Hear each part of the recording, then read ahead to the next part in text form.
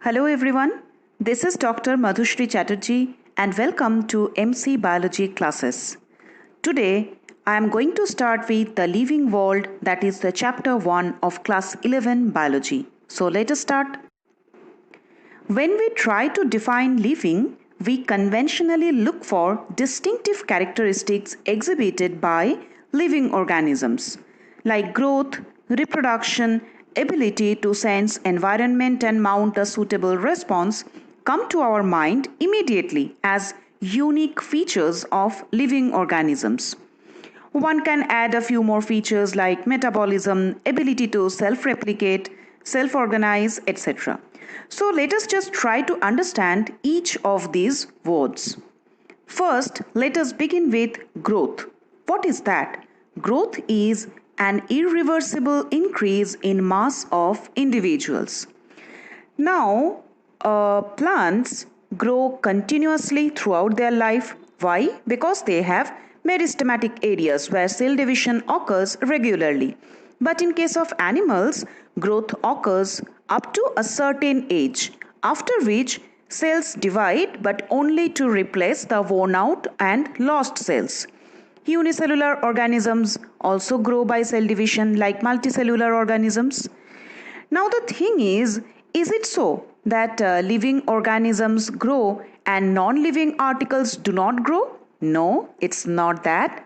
Living organisms show growth which is internal and it is known as interoception, whereas non living articles show external growth. That means they increase their size by accumulation of material on the surface.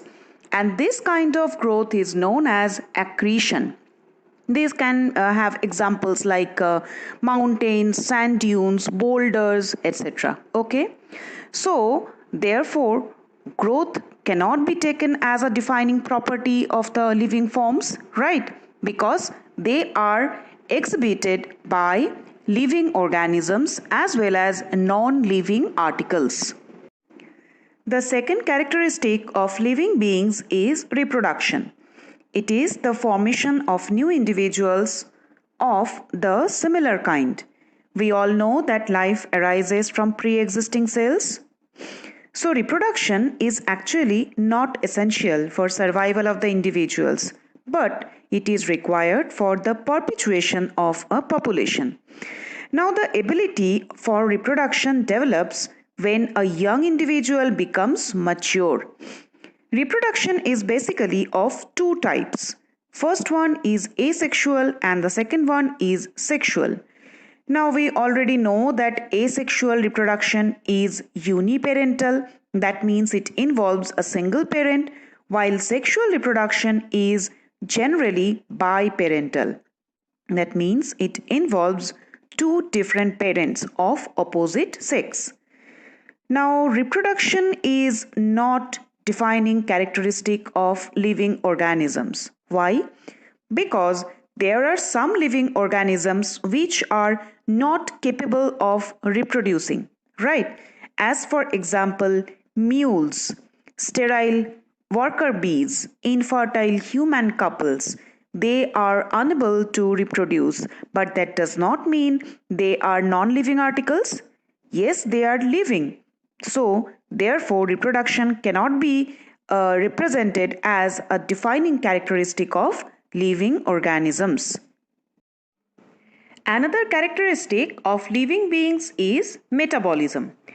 What is metabolism? It is the sum total of all the chemical reactions occurring in an organism. Now, metabolism can be divided into two types. First one is catabolism and the second one is anabolism. Now, basically what happens in catabolism and anabolism? See, in case of anabolism, it includes all the building up reaction, that means constructive reaction. It involves synthesis of complex substances from simpler one. And in case of catabolism, it is breakdown reaction, that means destructive metabolism. That means the breaking up of complex substances into simpler ones. Now I have a question for my viewers. This is the first question of today's lecture. Can you give examples of one catabolic reaction and one anabolic reaction? If you can, please write in the comment section below. Now, metabolism can be regarded as defining property of the living beings because non-living articles do not show metabolism. Another important characteristic of living beings is consciousness, that is, the awareness of the surroundings and response to external stimuli. Now, these external stimuli might be physical, might be chemical, or might be biological. These stimuli are perceived by sense organs in higher organisms like eyes, ears, nose, etc. Plants do not possess such sophisticated sense organs, but still they respond to external factors like light, water, temperature, pollutant, etc. There is a particular term, it's called photoperiods, that is the duration of daily exposure to light. Photoperiods influence reproduction in those animals and plants which breed during particular season or known as seasonal breeders. Now, all organisms from primitive prokaryotes to most advanced and complex eukaryotes are able to sense and respond to environmental factors. And human beings have an additional faculty of self-consciousness, that means awareness of self. So, consciousness is said to be the defining property of living organisms, and non-living articles do not show consciousness. Then the next characteristic is cellular structure. Each living being is a complex entity, as we all know, and it is formed of one or more cells. When it is formed of a single cell, it is known as unicellular. When it is formed of multiple cells, it's known as multicellular. Now, these cells are made of protoplasm, popularly called living matter. And the composition of living matter is already known to us. However, we have not yet been able to create protoplasm because lack of organization of biomolecules. Protoplasm and cellular structures are absent in viruses. I think you know that. Can you give example of a virus? If you know the answer, write in the comment section. So, cellular organization of the body is the defining feature of life forms. Moving on to the next characteristic, it is homeostasis. What is that? A favorable internal environment suitable for functioning of body organs is present in every living being, and maintenance of this favorable dynamic consistency of internal environment is known as homeostasis. Okay? Now, it is quite different from the external environment. Changes in external environment do not have much impact on the internal environment, as the living beings have a self-regulated system to adjust and maintain the internal environment. So, this is homeostasis. And homeostasis is also present in each cell of a multicellular organism. Then the next one is adaptation. Useful, inheritable variations or changes in form, function, and behavior helping an organism to adjust well in its environment is adaptation. It allows the organisms to overcome seasonal and other changes in the environment. And basically, there are two types of adaptations. One is short term, like hibernation in most amphibians and reptiles, and long term adaptation like the claws of different birds. They are well adapted to suit their perching habits. Okay. So, and the last one is energy. Living beings constantly require energy, right? Because living beings are performing various activities they like respiration, excretion, etc. So living beings have to perform a lot of activities, and for performing those activities they require energy constantly. And yes, they have to overcome the entropy or tendency of randomness as well. And we all know that the source of energy is food. Let us now discuss about the diversity in the living world or biodiversity. It is the occurrence of variety of life forms differing in their morphology, size, color, anatomy, habitats and habits. According to UNEP, that is United Nations Environment Programme, biodiversity refers to the variety and variability of all animals, plants and microorganisms and the ecological complexes of which they are part. Remember, this definition is important for class 11 boards biology, okay? And the term biodiversity was coined by W.G. Rosen. This information is equally important for your boards as well as for your NEET exam. Now, what is fossil? We all are well acquainted with this term. The impressions or remains in the rocks of the past organism is known as fossils. I have yet another question for my viewers.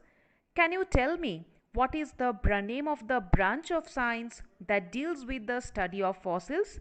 If you know the answer, please write in the comment section below. It is essential to have a proper universal system of identification, nomenclature as well as classification. Why? In order to bring out the true relationship among various organisms. Here you can find the need for classification. 5 points have been mentioned, like convenience of study, then knowledge of adaptations, knowledge of sequence of evolution, knowledge of phylogenetic relationship, as well as discovery of new organisms. Now some important definitions have been mentioned. Again, these are going to be really important for your board's exam.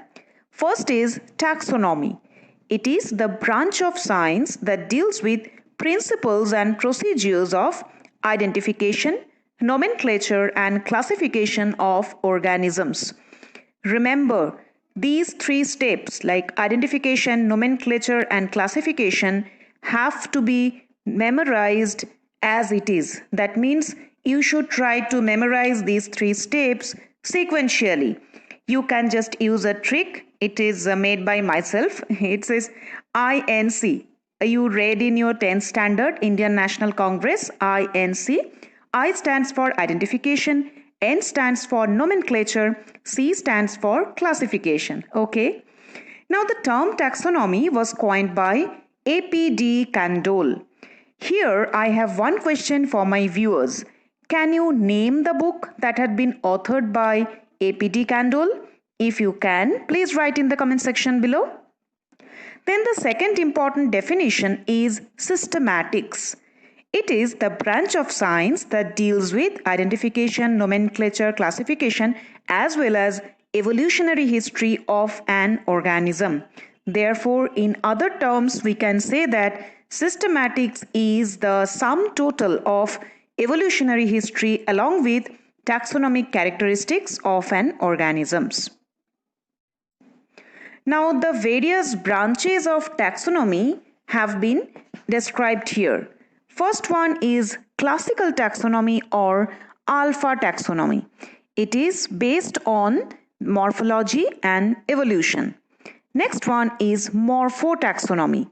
It is based on the classification of organism according to their morphology.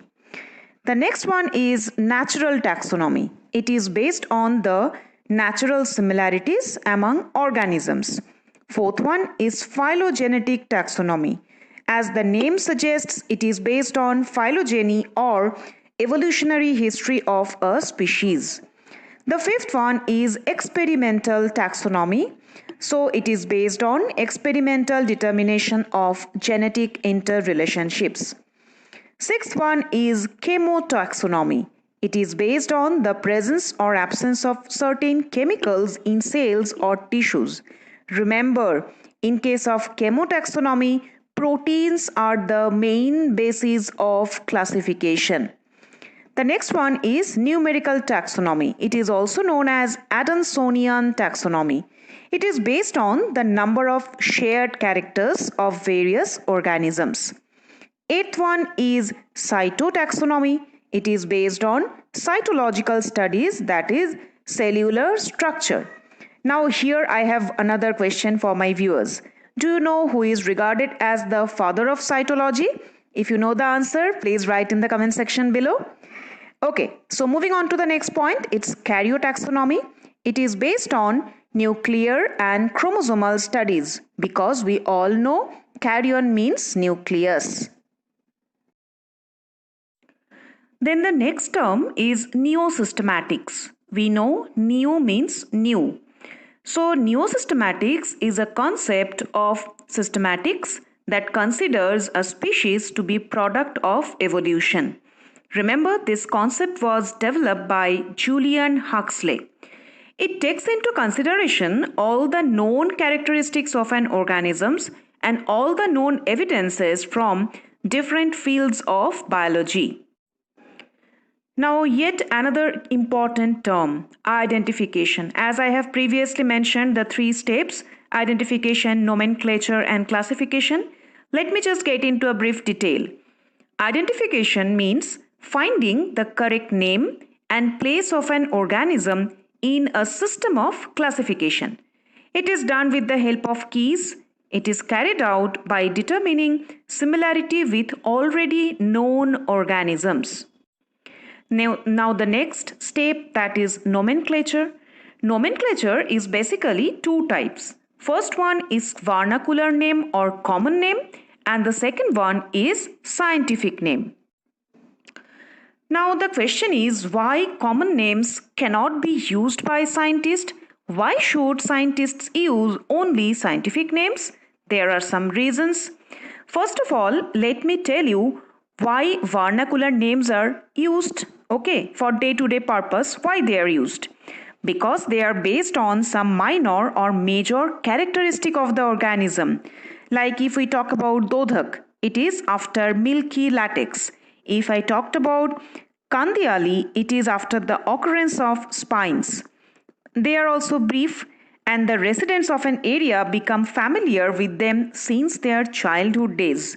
Vernacular names are easy to pronounce and remembered by residents of an area, but still biologists are not ready to use those vernacular names. Why? Because, first point, some common names have incorrect meanings like silverfish, jellyfish, cuttlefish, starfish. Are they true fish? No. They do not have any relationship with true fishes and they belong to different phyla. Still, they are called fish. So this is the one of the reasons where common names have incorrect meaning. Secondly, common names cannot be used in communication among scientists of different regions of the same country because the same organism has different local names in different part. For example, rose is called gulab in Hindi, golab in Bangla, and rojapo in Tamil. Butterfly is titli in Hindi, prajapati in Bangla, and vannathupuchi in Tamil. I think I can make it clear. Next one is sometimes a single organism has several names in the same language.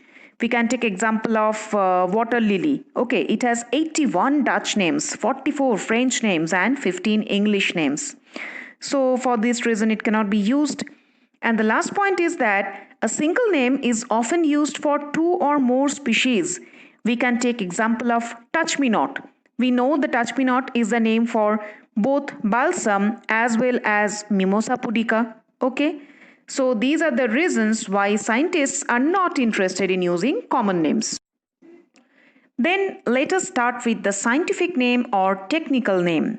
It was given by biologists and understood to represent a particular organism in every part of the world. The name should not be used earlier for any other organism. And the system for providing scientific and technical name is known as binomial nomenclature. Our next topic of discussion is binomial nomenclature. This is a system that was developed by Carolus Linnaeus. He was a Swedish naturalist. He first described this process of binomial nomenclature in his book Species Plantarum in the year 1753. It's a system of providing organisms with appropriate and distinct name consisting of two words. First word is known as genus or generic name, and the second one is known as specific epithet. In several technical names, there are three words actually. In that case, first word is generic, second one is specific, and the third represents variety in case of botanical literature or subspecies in case of zoological literature. Now, there are some rules of binomial nomenclature and there are 5 codes of nomenclature. First one is ICBN, International Code for Botanical Nomenclature. The second one is ICZN, that is International Code of Zoological Nomenclature. Then ICBACN is International Code of Bacteriological Nomenclature. ICVN is International Code of Viral Nomenclature. ICNCP is International Code of Nomenclature for Cultivated Plants. Remember, the first two, that is ICBN and ICZN, are very important for NEET exam. And remember, there is a minor difference between these two terms. ICBN stands for International Code for Botanical Nomenclature. Okay? Whereas ICZN stands for International Code of Zoological Nomenclature. So please don't get confused. Now, some rules of binomial nomenclature, I think you all know this, still I am mentioning because this might come in your NEET exam. Biological names are generally in Latin and they are written in italics. The first word in biological name represents the genus, when the second one specific epithet. Both the words in a biological name, when handwritten, are separately underlined or printed in italics to indicate their Latin origin. Okay, so if this question comes, why they are underlined or printed in italics, the answer would be to indicate their Latin origin.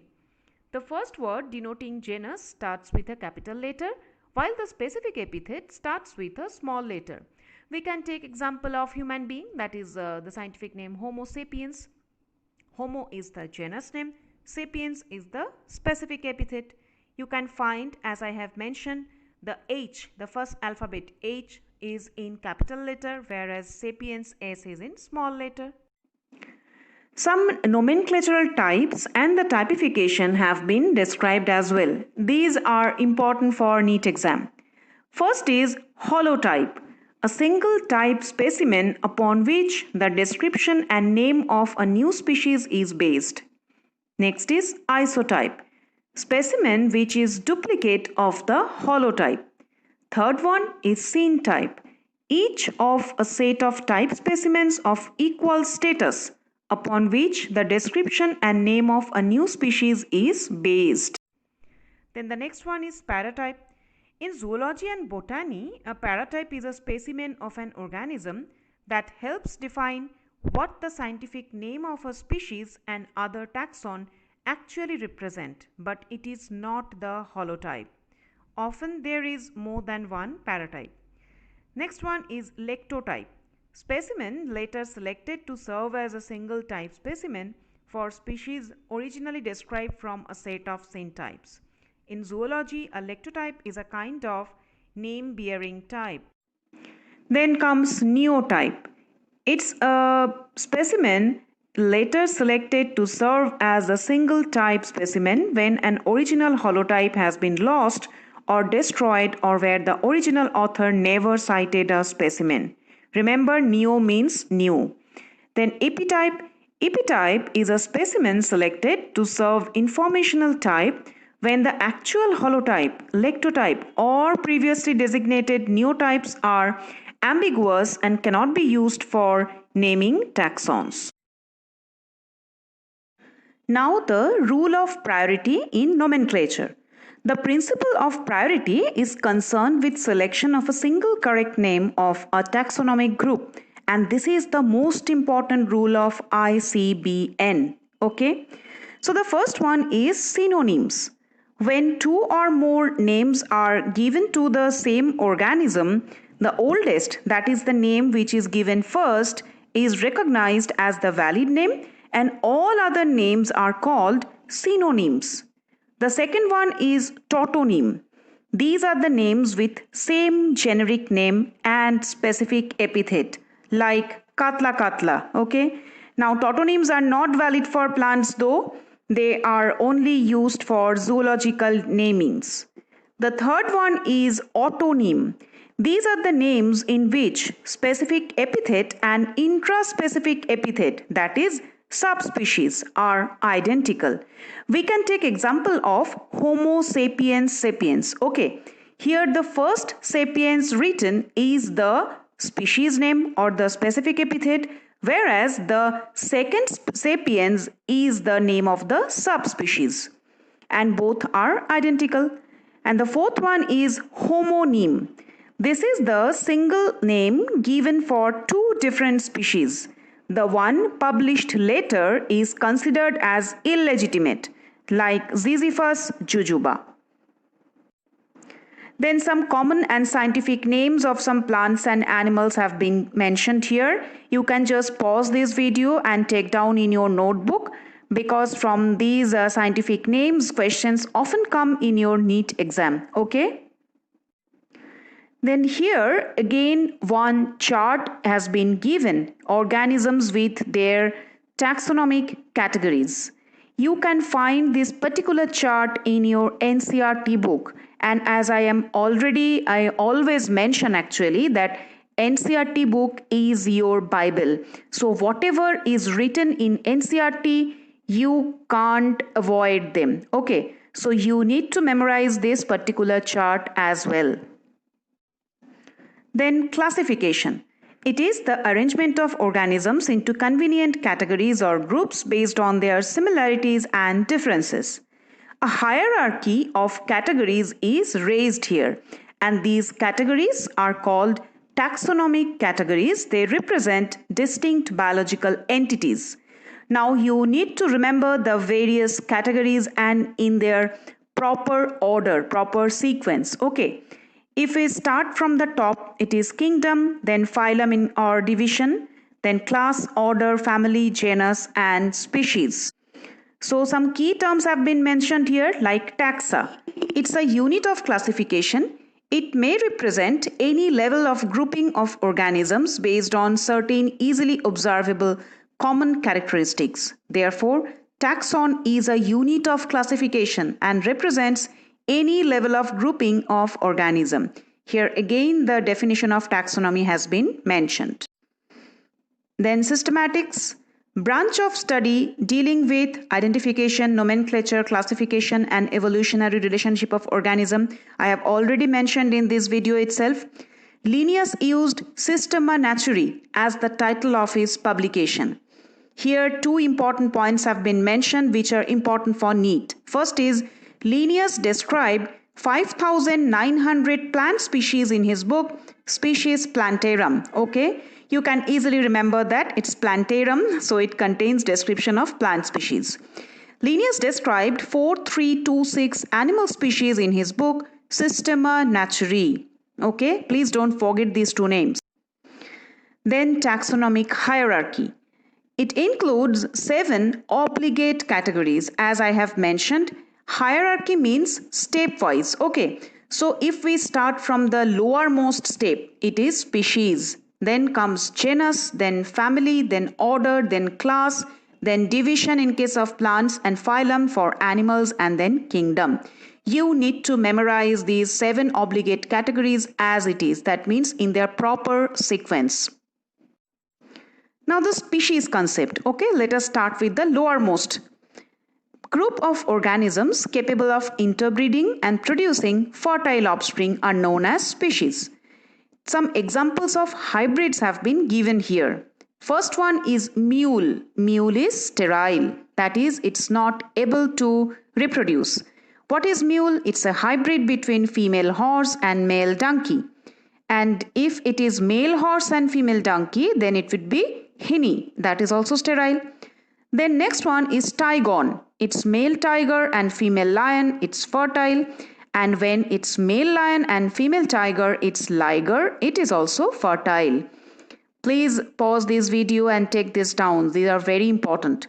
And this biological species concept was given by Ernst Mayr.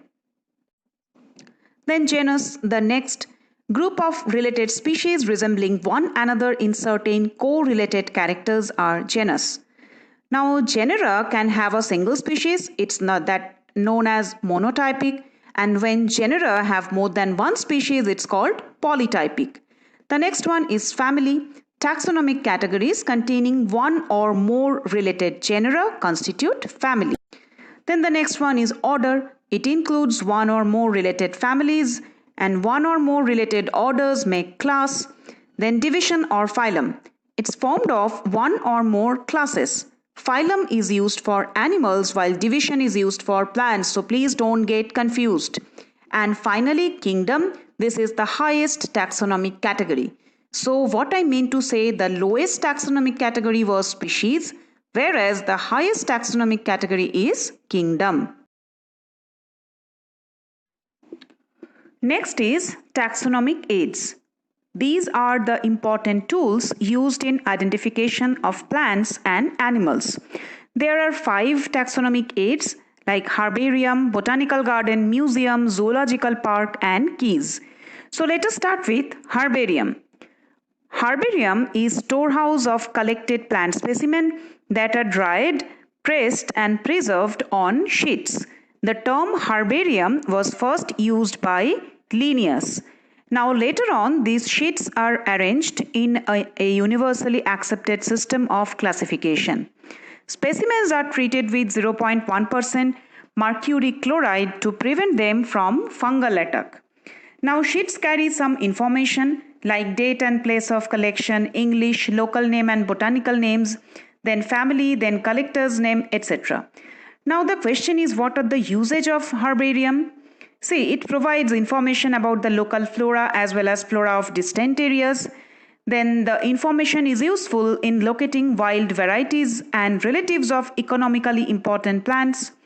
Then it serves as a quick referral system for taxonomic studies. It also depicts the morphological variations found in species. Now some important herbaria of the world and as well as India is first of all is Kew, Royal Botanical Garden, which is in England, Kew. This is the largest herbarium of the world. There is another herbarium in Paris. It's called Herbaria of the Museum of Natural History. Then one is in Geneva, then New York Botanical Garden, etc. Okay, so next one is botanical garden. Specialized gardens with collection of living plants for reference. Sufficiently large size tracts where plants of different types are grown for scientific and educational purposes. The important functions of botanical garden are growing important plants of local flora, then keeping records of local flora, providing living plant material for systematic work, then supplying seeds and material for different aspects of botanical research, then growing and maintaining rare and endangered plants. Okay. Now some famous botanical gardens of the world. First one is Main Botanical Garden, Moscow. Then Royal Botanical Garden, Kew, England. In India, we'll find 2 very important botanical gardens. One is in Howrah, Shibpur.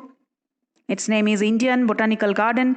Another one is National Botanical Research Institute. It is in Lucknow. So please don't get confused between Indian Botanical Garden and National Botanical Research Institute. Indian Botanical Garden is in Howrah, whereas National Botanical Research Institute is in Lucknow. The next one is museum. What is museum? It's an institution for exhibiting artistic and educational materials to the public. Museums have collections of preserved plant and animal specimens to study and refer. Now, materials available for observation and study are called collection. Here I have one question for the viewers. What is the difference between museum and botanical garden? If you know the answer, please write in the comment section below. There are some important museums of the world like Natural History Museum of London, then United States National Museum, Washington, in Indian Museum, Kolkata, which is the first zoological museum of India. Then functions of museum. Museum perform different functions like acquisition of material, then recording of material, then preservation of material, then research, exhibition, as well as education. The next taxonomic aid is zoological parks or zoo. These are the places where various living animals are kept within enclosure, displayed to the public, and may be used for study. That means these are the places where wild animals are kept in protected environments under human care. Animals in a zoo are provided, as far as possible, conditions similar to their natural habitat. It helps in wildlife conservation. It's very important because they have become repositories of various threatened wildlife. Now, some important zoos of India. In Kolkata, there is one, Alipur Zoological Garden. In Odisha, there is Nandankanan. So, this is about zoos. The next one is keys. These are the taxonomical aids used for identification of plants and animals based on the similarities and dissimilarities. Now, they are based on the set of contrasting characters, generally in a pair known as couplet. Each character of the couplet or statement in a key is called a lead. And remember, keys are generally analytical in nature. I have underlined this because you need to memorize this line as it is. Questions come from this particular line in your NEET exam. Then identification of species can be done with the help of manuals. What is that? Manuals are handy books containing information as to the occurrence, collection, and identification of species found in a particular area. Then flora, a book containing information as to the habitat, climate, seasonal change, distribution, description, and index of plants found in a specific area, like Flora of Delhi by J.K. Maheshwari. And if we talk about animals, it's called fauna. Then monograph is treatise having all the information about a particular taxon like family or genus. Then it's catalog. Catalog is a list or register that enumerates methodically all species found in a particular place, often with brief description aiding identification. So this is all about this chapter, the living world, and this was just a one-shot video. I have completed the whole chapter. Please go through this video carefully, and if you think that some points need to be noted, please take it down. Okay? Thank you. Thank you so much for watching.